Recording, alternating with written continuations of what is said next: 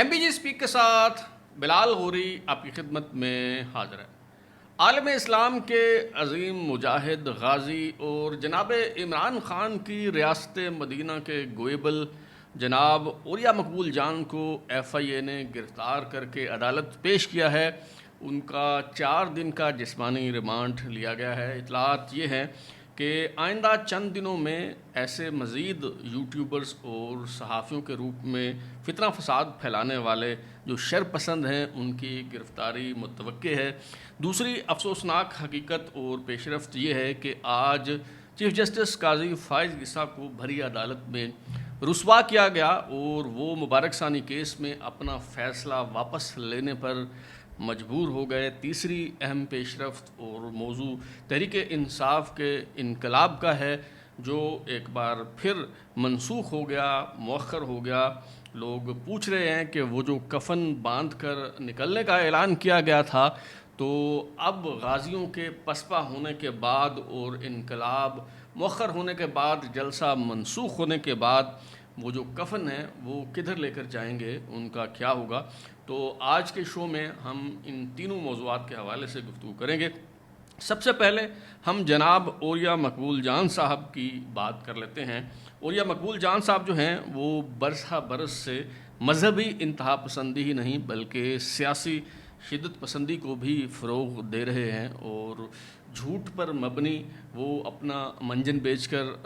خود تو ڈالر کما رہے ہیں، لیکن ان کے کذب و ریا کی وجہ سے معاشرے میں جو عدم برداشت کا کلچر جو ہے وہ فروغ پا رہا ہے،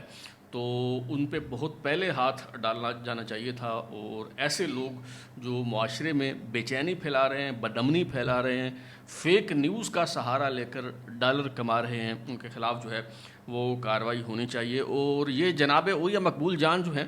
یہ ایسے ابن الوقت ہیں کہ جب جنرل قمر جاوید باجوہ کو آرمی چیف بنایا گیا تھا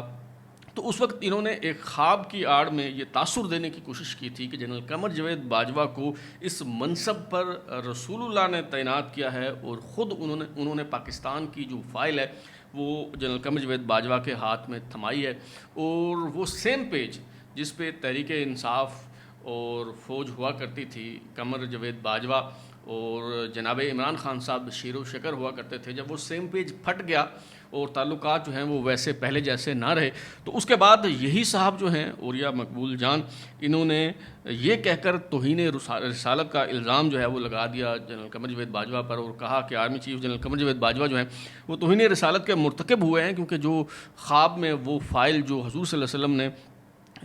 قمر جاوید باجوہ کو پکڑائی تو وہ انہوں نے دائیں ہاتھ میں لینے کے بجائے بائیں ہاتھ میں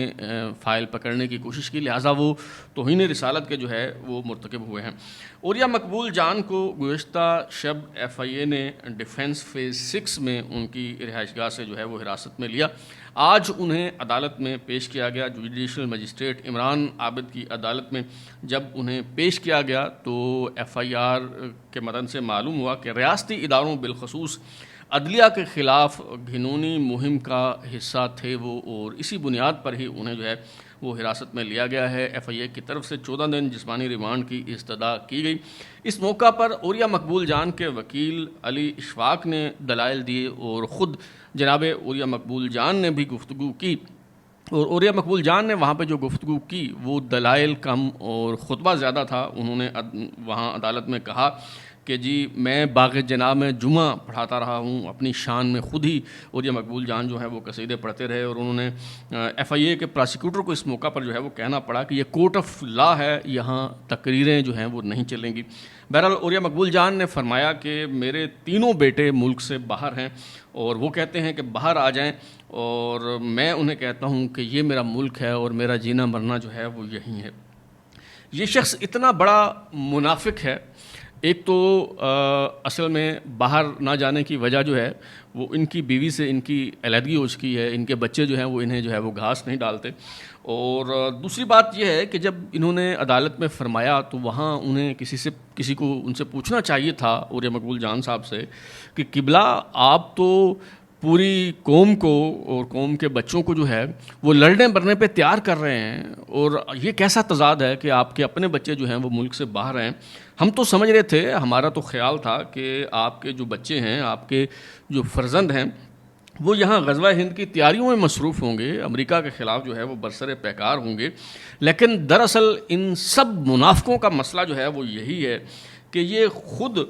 جو تلقین دوسروں کو کرتے ہیں, جو باتیں یہ کہتے ہیں وہ دوسروں کے لیے ہوتی ہیں, اس پہ خود یہ عمل جو ہے وہ نہیں کرتے. جس زندگی کا فلسفہ یہ بیان کرتے ہیں, جس زندگی کی یہ تلقین کرتے ہیں, وہ زندگی یہ خود نہیں جیتے, اس طرز زندگی کو یہ خود اختیار نہیں کرتے, اور اپنی باتوں پہ یہ خود اس طرح سے عمل پیرا نہیں ہوتے جس طرح سے ہیروئن کے جو سمگلرز ہوتے ہیں, جو منشیات کا کام کرتے ہیں, وہ اپنے بچوں کو, اپنی اولاد کو بچا کے رکھتے ہیں. وہ نہیں چاہتے کہ ان کی اولاد جو ہے وہ اس لت میں مبتلا ہو. تو یہ لوگ, یہ جو دوسروں کے بچوں کو لڑنے مرنے پہ جو ہے وہ آمادہ کرتے ہیں, عوریہ مقبول جان جیسے منافق, وہ بھی اپنے بچوں کے لیے یہ زندگی پسند نہیں کرتے, اور خود اپنے لیے بھی یہ زندگی جو ہے وہ پسند نہیں کرتے. ان کے حوالے سے 2018 میں جب انہیں بہت پارسا سمجھا جاتا تھا, تو اس وقت ان کی حقیقت جو ہے وہ میں نے واضح کی تھی, اور ان کی ذات اقدس کے حوالے سے میں نے ایک ولاگ کیا تھا اور کچھ تفصیل جو ہے وہ بیان کی تھی. وہ ابھی بھی میرے اسی چینل آؤٹ لائن نیوز پہ جو ہے وہ موجود ہے, آپ دیکھنا چاہیں تو دیکھ سکتے ہیں. اور میں کہنا نہیں چاہتا, یہ باتیں کرنا نہیں چاہتا. ان کی اہلیہ, ان کی بیٹی جو ہے, یہ جو بیرون ملک ہوتی ہے ان کی پوری فیملی, اچھا, ان کی اہلیہ اور ان کی بیٹی کی تصویریں اگر میں آپ کے ساتھ شیئر کروں تو آپ دیکھ کے کانوں کو ہاتھ لگائیں گے. اور میں یہ صرف بات اس لیے کہہ رہا ہوں, میں جس طرح باقی لوگوں کے حوالے سے میں یہ سمجھتا ہوں کہ ان کا یہ استحقاق ہے کہ وہ کیا پہنتے ہیں, کیا کرتے ہیں, ہر شخص کو یہ حق حاصل ہے. اسی طرح عوریہ مقبول جان کی اہلیہ ہو, سابقہ اہلیہ ہو, یا ان کی بیٹی ہو, ان کے بچے ہوں, ان کے طرز زندگی سے مجھے کوئی مسئلہ نہیں ہے. مجھے صرف ایک مسئلہ ہے کہ یہاں ان کا باپ تلوار لے کے بیٹھا ہوتا ہے, وہ بچی جو کرکٹ کھیلتی ہے, وہ بولنگ کراتی ہے, تو اس میں بھی اس شخص کو سیکس اپیل جو ہے وہ نظر آتی ہے. دوسروں کے متعلق وہ اس طرح کے فتوے جو ہے وہ صادر کرتا ہے, اور اس کی اپنی اولاد اور اس کی اپنے اہل خانہ جو ہے وہ خود کس طرح کی زندگی جو ہے وہ گزار رہا ہے. تو اصل میں یہ جو دو عملی ہے, یہ جو تضاد ہے, یہ جو منافقت ہے, مجھے اس پہ اعتراض ہے. تو جناب عوریہ مقبول جان, جن کا 14 دن کا جو ہے وہ جسمانی ریمانڈ جو ہے وہ مانگا گیا تھا, انہیں 4 دن کے جسمانی ریمانڈ پر عدالت نے جو ہے وہ FIA کے حوالے کر دیا ہے. اور جیسا کہ میں نے شروع میں کہا کہ اطلاعات یہ ہیں کہ یوٹیوبرز اور صحافیوں کے روپ میں فتنہ فساد پھیلانے والے جو شرپسند ہیں, ایسے مزید جو شرپسند ہیں, ان کی گرفتاریاں بھی جو ہیں وہ آئندہ چند دنوں میں متوقع ہیں. اور اب بات کرتے ہیں ہم تحریک انصاف کے انقلاب کی. اور بہت شور سنتے تھے پہلو میں دل کا,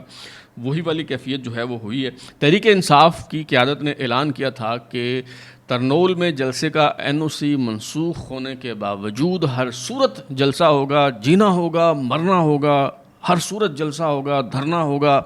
اور ہم سر پہ کفن باندھ کے نکلیں گے, رکاوٹیں ہٹا دیں گے, یہ کر دیں گے, وہ کر دیں گے, دیکھتے ہیں ہمیں کوئی کیسے روکتا ہے. یہ جو جس طرح کی بڑکیں جو ہیں وہ شیر افضل مروت صاحب یا علی امین گنڈا پور کی طرف سے سنائی دے رہی تھی, تو اس کے بعد یوں لگ رہا تھا کہ جیسے آج تو تحریک انصاف جو ہے وہ اپنی عوامی طاقت کا مظاہرہ جو ہے وہ کر کے رہے گی. لیکن ایک مرتبہ پھر وہی ہوا کہ عین وقت پر جلسہ جو ہے وہ منسوخ کر دیا, اور اب 8 ستمبر کو جلسے کا جو ہے وہ اعلان کیا گیا ہے. اور قابل ذکر بات یہ ہے کہ اس طرز عمل پر جو تحریک انصاف کی قیادت ہے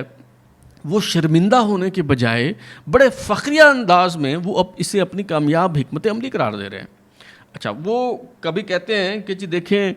یہ ہماری کامیابی ہے کہ جلسے کا ہم اعلان کرتے ہیں, 24 گھنٹے پہلے اس جلسے کے بارے میں باتیں ہونا شروع ہو جاتی ہیں, میڈیا پہ کوریج ہوتی ہے, پھر عین وقت پہ ہم وہ جلسہ جو ہے وہ منسوخ کر دیتے ہیں, پھر 24 گھنٹے اس پہ بات ہوتی رہتی ہے, تو ہم میڈیا میں ان رہتے ہیں اور اس یوں ہمیں جو ہے وہ کوریج ملتی ہے, تو یہ بڑی ہماری جو ہے وہ کامیاب حکمت عملی ہے. او بھائی,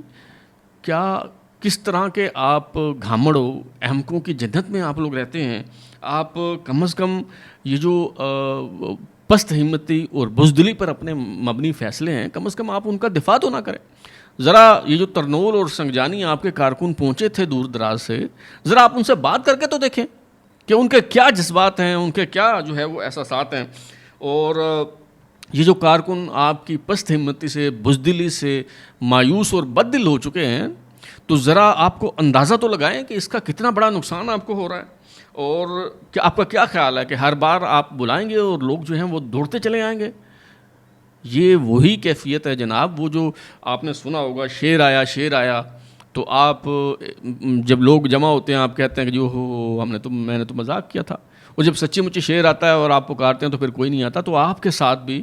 ایسا ہی ہوگا. اس کا تحریک انصاف کو جو ہے، اس حکمت عملی کا بہت زیادہ جو ہے وہ نقصان ہونے جا رہا ہے. بہرحال جو تیسرا اہم موضوع جس پہ آج ہم نے گفتگو کرنی ہے وہ مبارک ثانی کیس ہے. اور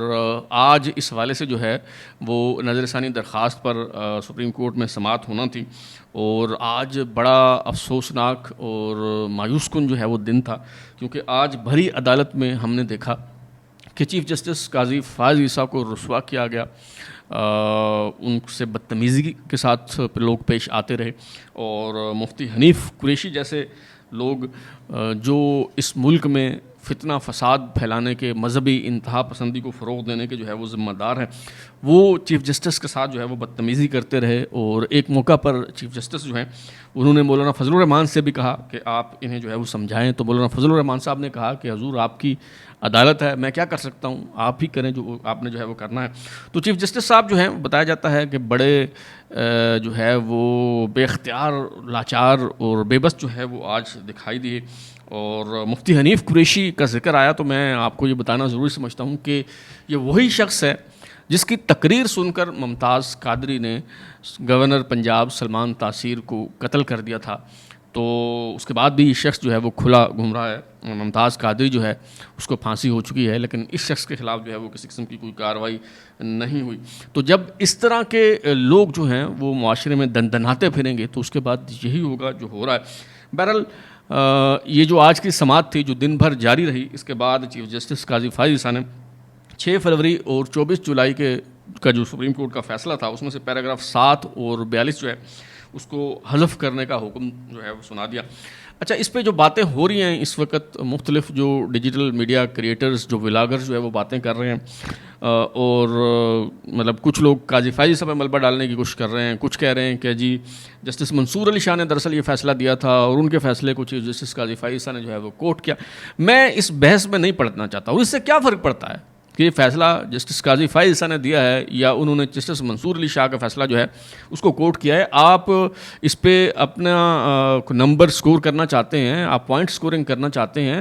آپ اس پہ اپنا دھڑا کوٹنا چاہتے ہیں، آپ کرتے رہیں جو آپ کو جو ہے وہ اچھا لگتا ہے. لیکن مجھے ان باتوں سے جو ہے وہ کوئی فرق نہیں پڑتا. میں تو اس بنیاد پر اس کو افسوسناک قرار دے رہا ہوں. پہلی بات تو یہ کہ یہ جو پیراگراف 7 اور 42 تھا اس میں غلط کیا تھا؟ یہی کہا گیا نا کہ جو احمدی ہیں انہیں آپ نے آئین میں قانون سازی کر کے غیر مسلم قرار دے دیا ہے، تو اب نان مسلم کی حیثیت سے پاکستانی شہری ہونے کے ناطے انہیں جو مذہبی آزادی حاصل ہے وہ آپ کیسے چھین سکتے ہیں؟ اچھا، آپ نے ان پہ پابندی لگا دی کہ وہ آپ کا جو دین ہے، آپ کا جو مذہب ہے یعنی اسلام، وہ اس کی جو اصطلاحات ہیں، علامات ہیں، وہ استعمال نہیں کر سکتے، وہ خود کو مسلمان ظاہر نہیں کر سکتے. لیکن وہ اپنے گھروں میں تو آزادی سے عبادت کر سکتے ہیں، وہ اپنے گھروں میں اگر تبلیغ کرنا چاہتے ہیں تو کر سکتے ہیں. اس میں کیا ممانعت ہے؟ گویا اب یہ جو حکم صادر فرمایا ہے اور اپنا فیصلہ واپس لیا ہے سپریم کورٹ نے، اس کے مطلب یہ ہوا کہ اب کوئی شخص اگر اپنے گھر میں بھی کوئی اپنے عقیدے کے مطابق زندگی بسر کرنا چاہتا ہے تو اس کی آزادی بھی اسے میسر نہیں ہے، اور اس کے خلاف کارروائی جو ہے وہ کی جا سکتی ہے. کوئی بھی مذہبی جتھا، کوئی بھی انتہا پسند گروہ جو ہے وہ